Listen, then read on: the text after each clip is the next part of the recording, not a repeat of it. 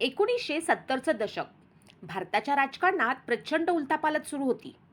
देशात गरिबी, बेरोजगारी, आंदोलन, विद्यार्थी संघर्ष आणि सत्ताविरोधातील वातावरण दिवसेंदिवस तीव्र होत होतं. पण या सगळ्या गोंधळाच्या मध्यभागी दिल्लीमध्ये एक असा व्यक्ती होता ज्याच्याकडे कोणतंही सरकारी पद नव्हतं. कोणतीही निवडणूक त्याने कधी लढवली नव्हती. तरीही त्याचा प्रभाव इतका प्रचंड होता की मोठमोठे मंत्री, अधिकारी आणि उद्योगपती देखील त्याच्यासमोर शांतपणे बसत असत. तो व्यक्ती म्हणजे धीरेंद्र ब्रह्मचारी. धीरेंद्र ब्रह्मचारी यांचं आयुष्य जितकं रहस्यमय होतं तितकंच वादग्रस्तही होतं. काही लोक त्यांना महान योग गुरु मानायचे, तर काही लोक त्यांना इंदिरा गांधींच्या सत्तेच्या केंद्रात बसलेला असा व्यक्ती समजायचे, ज्याचा प्रभाव सरकारपेक्षाही मोठा झाला होता. त्यांच्याबद्दल अनेक कथा सांगितल्या जातात. काही गोष्टी अधिकृत नोंदींमध्ये आहेत, तर काही फक्त राजकीय वर्तुळात फिरणाऱ्या चर्चा.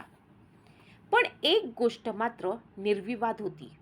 धीरेंद्र ब्रह्मचारी हे त्या काळातील सर्वात प्रभावशाली आणि गूढ व्यक्तिमत्वापैकी एक होते. त्यांच्या सुरुवातीच्या आयुष्याबद्दल फार स्पष्ट माहिती उपलब्ध नाही. त्यांचा जन्म बिहारमध्ये झाला असं मानलं जातं.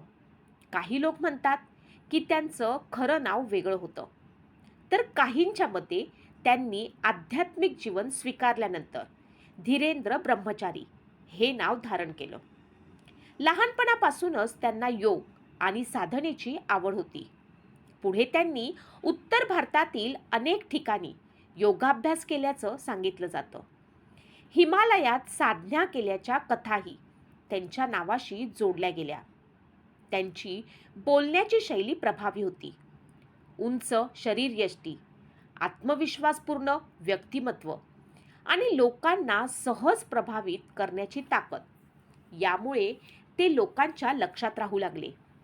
हळूहळू त्यांनी योग शिक्षक म्हणून प्रसिद्धी मिळवायला सुरुवात केली. त्या काळात भारतात योगाविषयी आकर्षण वाढत होतं. सरकारी वर्तुळातही योग आणि आरोग्य याविषयी चर्चा होऊ लागल्या होत्या. अशातच त्यांची ओळख नेहरी कुटुंबाशी झाली आणि इथूनच त्यांच्या आयुष्याला वेगळं वळण मिळालं. असं सांगितलं जातं की त्यांनी सर्वप्रथम पंडित जवाहरलाल नेहरू यांना योगाचे धडे दिले. त्यानंतर त्यांची जवळीक इंदिरा गांधी यांच्याशी वाढू लागली. इंदिरा गांधी नियमित योग करत असत आणि धीरेंद्र ब्रह्मचारी त्यांचे वैयक्तिक योगगुरू बनले.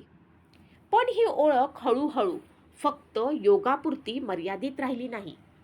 दिल्लीच्या राजकीय वर्तुळात चर्चा सुरू झाली की धीरेंद्र ब्रह्मचारी यांचा प्रभाव दिवसेंदिवस वाढत आहे. अनेक मंत्री त्यांच्याकडे जात असत.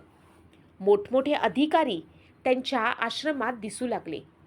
कोणाचं एखादं सरकारी काम अडलेलं असेल तर लोक कुजबुजत म्हणायचे, स्वामींकडे जा, काम होईल. एका योगगुरूभोवती अशी सत्ता निर्माण होणं सामान्य लोकांसाठी आश्चर्यकारक होतं. यानंतर 1975चं साल आलं आणि भारताच्या इतिहासातील सर्वात वादग्रस्त काळ सुरू झाला. आणीबाणी.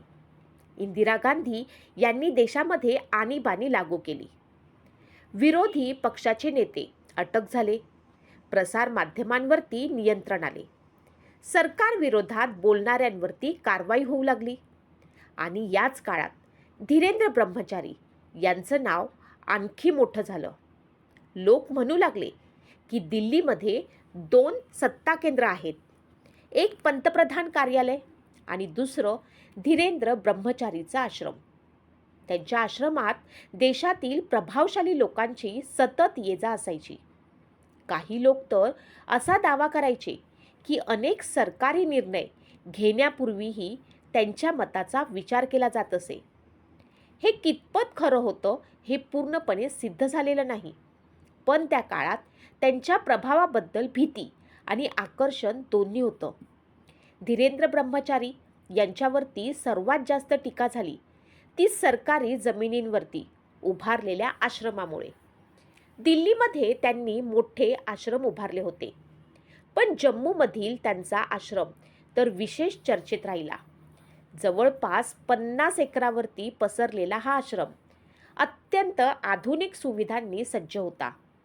तिथे आलिशान व्यवस्था होती, मोठमोठ्या इमारती होत्या आणि सर्वात धक्कादायक गोष्ट म्हणजे खाजगी एअर स्ट्रीप देखील होती.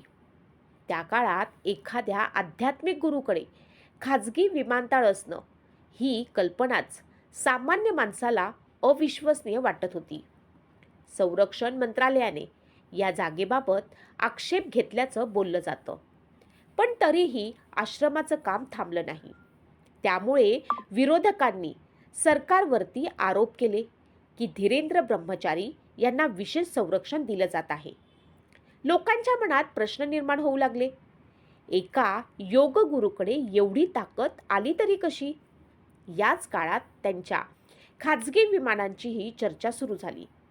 त्या काळात भारतात आयात नियम खूप कठोर होते. विदेशी वस्तूंवरती मोठ्या प्रमाणामध्ये शुल्क आकारलं जायचं. सामान्य लोकांना परदेशी घड्याळं, बूट किंवा इलेक्ट्रॉनिक वस्तू आणतानाही प्रचंड ड्युटी भरावी लागत होती. पण धीरेंद्र ब्रह्मचारी यांनी अमेरिकेतून खाजगी विमान आणल्याचं सांगितलं जातं. विरोधकांच्या मते ही विमानं कमी शुल्कात किंवा शुल्काशिवाय भारतात आणली गेली. एवढंच नाही तर एक मर्सिडीज कार देखील ड्युटी न भरता आयात केल्याचे आरोप झाले. त्यामुळे लोकांच्या मनात संशय आणखी वाढला. धीरेंद्र ब्रह्मचारी यांची संजय गांधींसोबतही खूप जवळीक होती. संजय गांधी त्या काळात अत्यंत प्रभावशाली बनले होते. आणीबाणीतील अनेक कठोर निर्णयांमागे त्यांचा मोठा प्रभाव असल्याचं मानलं जातं. शाह आयोगाच्या चौकशीत धीरेंद्र ब्रह्मचारी यांच्या विमानांच्या नोंदी तपासण्यात आल्या. त्या नोंदींमध्ये अनेक उड्डाणं संजय गांधी आणि राजीव गांधी यांच्या नावावर असल्याचं सांगितलं गेलं. रायबरेली आणि अमेठीपर्यंत वारंवार उड्डाणं झाल्याचीही चर्चा होत्या. 1977 मध्ये परिस्थिती बदलली. आणीबाणी संपली, निवडणुका झाल्या आणि इंदिरा गांधींचा पराभव झाला. जनता पक्षाचं सरकार सत्तेत आलं. मोरारजी देसाई पंतप्रधान बनले. त्यानंतर आणीबाणीतील गैरप्रकारांची चौकशी सुरू झाली. शहा आयोग स्थापन करण्यात आला. या आयोगाने अनेक प्रभावशाली लोकांना चौकशीसाठी बोलावलं आणि धीरेंद्र ब्रह्मचारी हे त्यातील एक प्रमुख नाव होतं. त्यांच्यावरती सरकारी जमिनींचा गैरवापर, कर सवलती, विमान आयात आणि सत्तेचा प्रभाव वापरल्याचे आरोप तपासले गेले. त्यांचं खाजगी विमान जप्त करण्यात आलं. अनेकांना वाटू लागलं की आता त्यांच्या साम्राज्याचा अंत होईल. पण भारतीय राजकारणात परिस्थिती फार वेगाने बदलते. 1980 मध्ये इंदिरा गांधी पुन्हा सत्तेत आल्या आणि त्यानंतर धीरेंद्र ब्रह्मचारी यांचं पुनरागमन झालं. पुन्हा त्यांच्या आश्रमात मोठमोठ्या लोकांची वर्दळ सुरू झाली. पुन्हा त्यांच्याभोवती गूढ वातावरण निर्माण झालं. काही लोक त्यांना राजगुरू म्हणू लागले. माध्यमांमध्ये त्यांच्याबद्दल अनेक कथा प्रसिद्ध होऊ लागल्या. काही लोक त्यांना देशातील सर्वात प्रभावशाली योगगुरू मानत होते, तर काही लोक त्यांना सत्तेच्या जवळ राहून फायदा घेणारा व्यक्ती असेही म्हणत होते. पण काळ हळूहळू बदलत गेला. इंदिरा गांधींची हत्या झाली.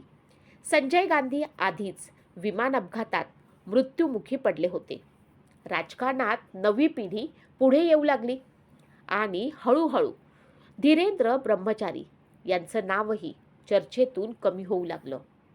मात्र त्यांच्या भोवतीचं गूढ कायम राहिलं. काही वृत्तानुसार शेवटच्या काळात इंदिरा गांधी आणि धीरेंद्र ब्रह्मचारी यांच्यात मतभेद निर्माण झाले होते. त्यांचं नातं पूर्वीसारखं राहिलं नव्हतं असं काही लोक म्हणतात. पण याबाबत स्पष्ट पुरावे फार कमी आहेत. त्यामुळे हेही एक रहस्यच बनून राहिलेलं आहे.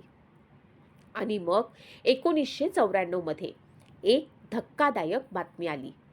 धीरेंद्र ब्रह्मचारी यांचा विमान अपघातात मृत्यू झाला. ते स्वतः विमान उडवत होते असं सांगितलं जातं. विमान कोसळलं आणि भारतीय राजकारणातील सर्वात रहस्यमय व्यक्तिमत्वापैकी एकाचा अंत झाला. विशेष म्हणजे संजय गांधी आणि राजेश पायलट यांचाही मृत्यू विमान अपघातातच झाला होता. त्यामुळे अनेक तर्क वितर्क सुरू झाले. हा फक्त योगायोग होता का, की यामागे आणखी काही रहस्य दडलं होतं? याचं उत्तर आजही कुणाकडे नाही. आजही धीरेंद्र ब्रह्मचारी यांचं नाव घेतलं की लोकांच्या मनात अनेक प्रश्न निर्माण होतात. ते खरोखर महान योगगुरू होते का, की सत्तेच्या जवळ राहून प्रभाव वाढवणारे व्यक्ती? त्यांनी योगाचा प्रसार केला की राजकारणाचा उपयोग करून स्वतःचं साम्राज्य उभारलं? कदाचित सत्य या दोन्ही गोष्टींच्या मध्ये कुठेतरी दडलं असेल.